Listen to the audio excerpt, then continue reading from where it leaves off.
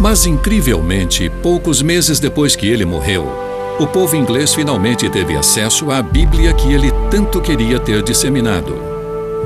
Houve uma reviravolta inesperada.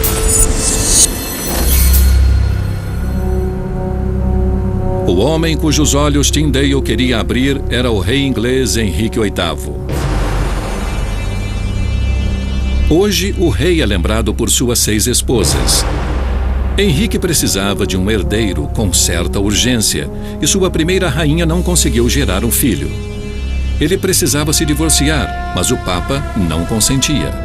Henrique não tinha uma boa representação em Roma. E por isso a igreja não ia lhe conceder a anulação. Se a igreja não lhe concedesse um divórcio legal, ele teria que achar uma igreja disposta a isso. A reação de Henrique foi perturbadora. Ele se apoderou da igreja inglesa. Por toda a Inglaterra, é possível ver as ruínas da igreja católica medieval. São ruínas de mosteiros fechados por Henrique VIII após o rompimento com Roma.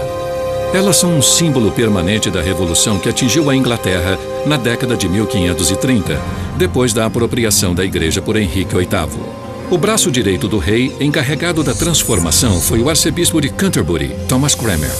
Mas a meta de Cranmer ia além do divórcio do rei Henrique e até da criação de uma igreja nacional. Ele queria que a Inglaterra se convertesse aos ideais protestantes.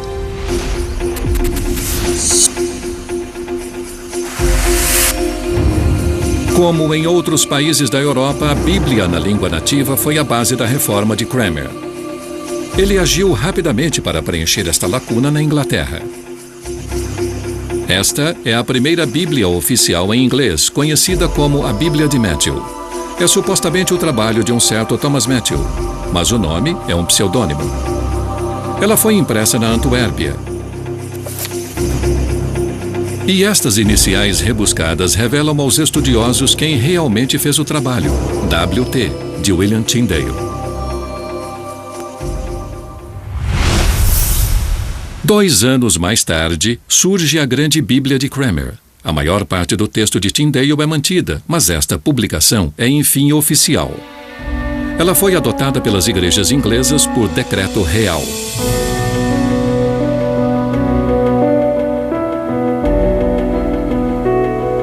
Toda a paróquia do país foi obrigada a comprar uma, e o arcebispo Cranmer estimulava publicamente sua leitura.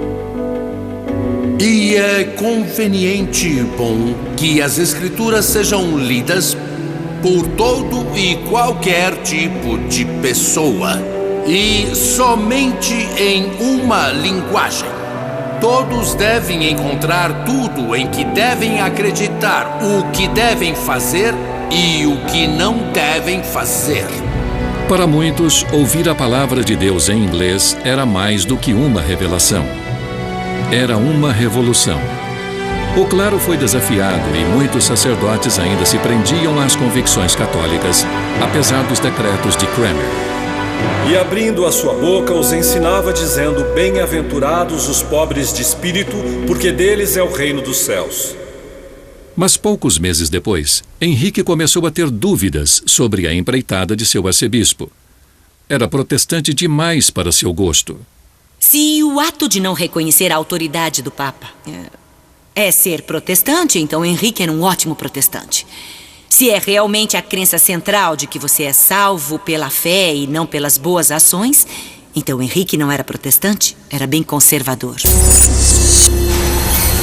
Mas os filhos de Henrique eram bem menos ambíguos. E quando ele morreu em 1547, uma tempestade religiosa encobriu a Inglaterra. Quem o sucedeu foi seu único filho, Eduardo, um protestante. Ele era afilhado de Cranmer. Enfim, a reforma deslanchou.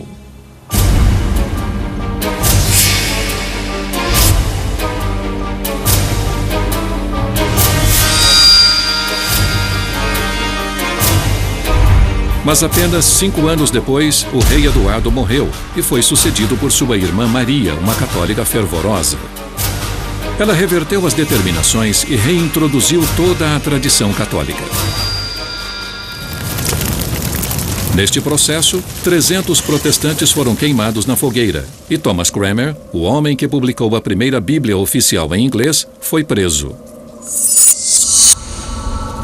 Ele foi obrigado a se retratar e a admitir que seus conceitos eram falsos, declarando isso em público. Só assim, os católicos acreditaram que seus inimigos protestantes poderiam ser derrotados. Forças titânicas. A grande vantagem da Bíblia é que a gente pode lê-la por conta própria. Ela existe para ser lida pelas pessoas. Isso significa que você pode interpretá-la à sua maneira. E uma das características peculiares da Inglaterra do século XVII é que as pessoas tinham opinião própria. Na época em que a rainha Elizabeth foi sucedida por seu primo Jaime, rei da Escócia, esta liberdade turbulenta levou à divisão religiosa. Em poucos meses, o rei Jaime convocou uma conferência em seu palácio em Hampton Court, próximo a Londres, para unir as facções religiosas. Os puritanos ficaram muito satisfeitos, porque os escoceses já haviam destruído o poder de seus bispos. Acharam que sua vez havia chegado.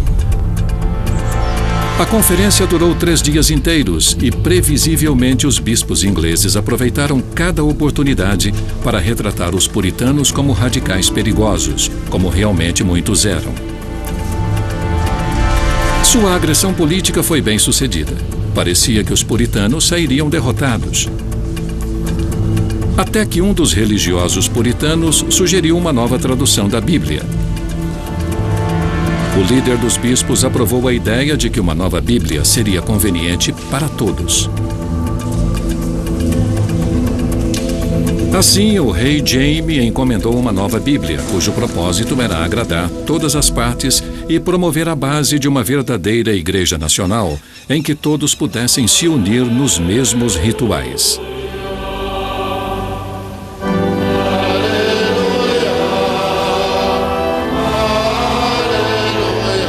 Mas alguns puritanos ainda consideravam abomináveis os rituais e bispos do anglicanismo. Eles insistiam em frequentar uma igreja própria. E como no caso de Tyndale, isso só seria possível se saíssem do país.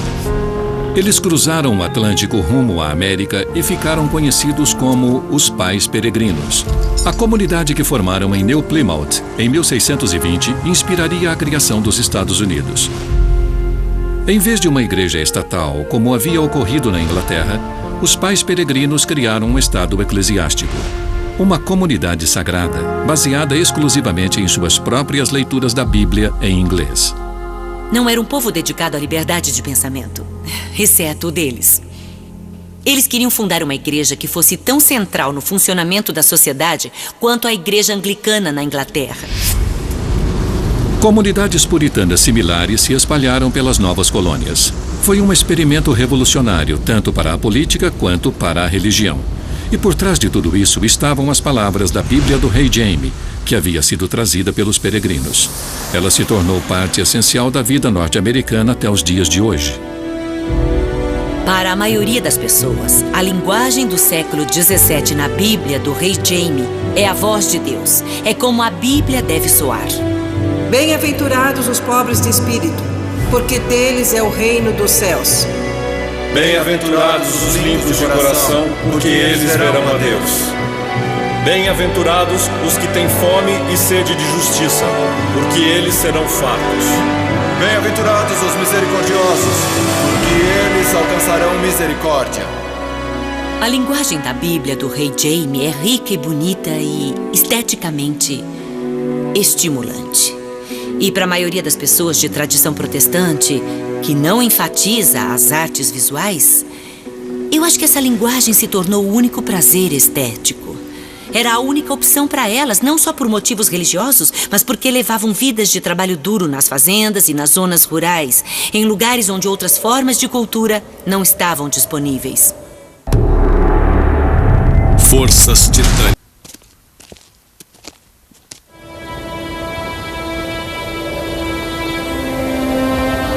A experiência da região da Nova Inglaterra nos Estados Unidos dependia de um entusiasmo contínuo pela Igreja e pela Bíblia. E por volta da década de 1730, a convicção religiosa e o entusiasmo dos primeiros colonizadores esfriou em toda a área. E então ocorreu um acontecimento extraordinário. Porque Deus amou o mundo de tal maneira que deu seu Filho unigênito para que todo aquele que nele crê não pereça, mas tenha a vida eterna. Em Northampton, Massachusetts, o pastor Jonathan Edwards percebeu uma nova onda de entusiasmo religioso em seus cultos. Ele o chamou de o Grande Despertar.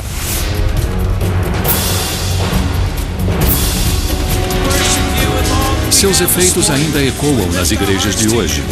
Percebe-se uma nova ênfase na experiência religiosa e emotiva, nascida do poder transformador da Palavra de Deus. Eu não estaria aqui hoje se não fosse a presença de Deus na minha vida.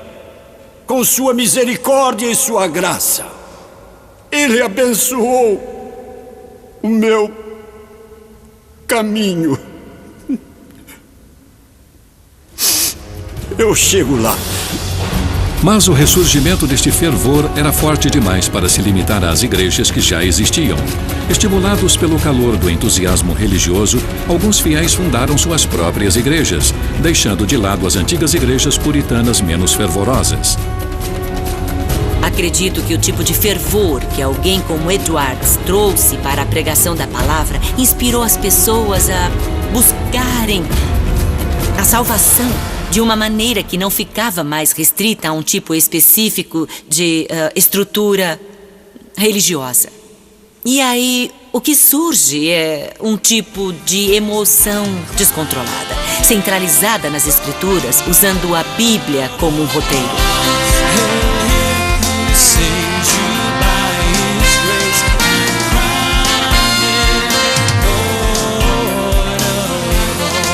Este fervor pela Bíblia produziu uma explosão de novas igrejas.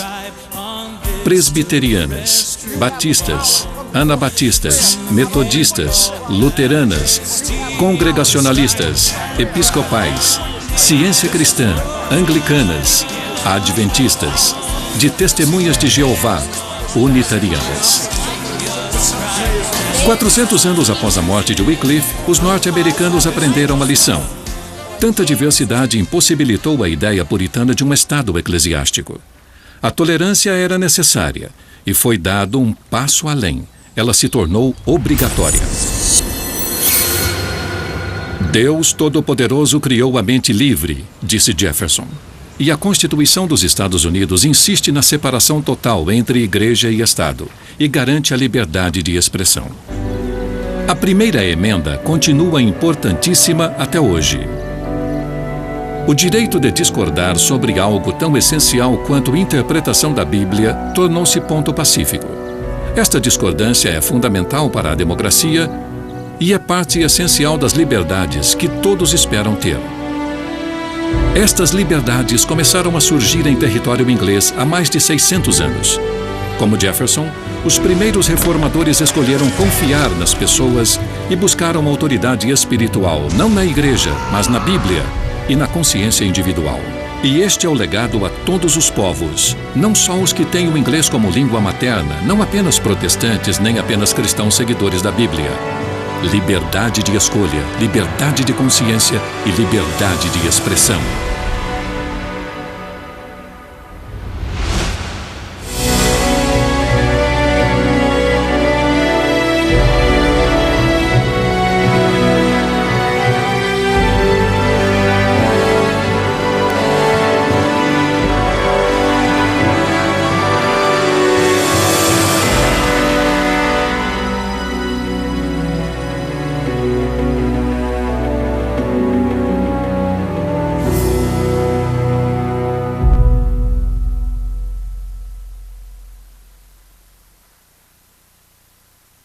O programa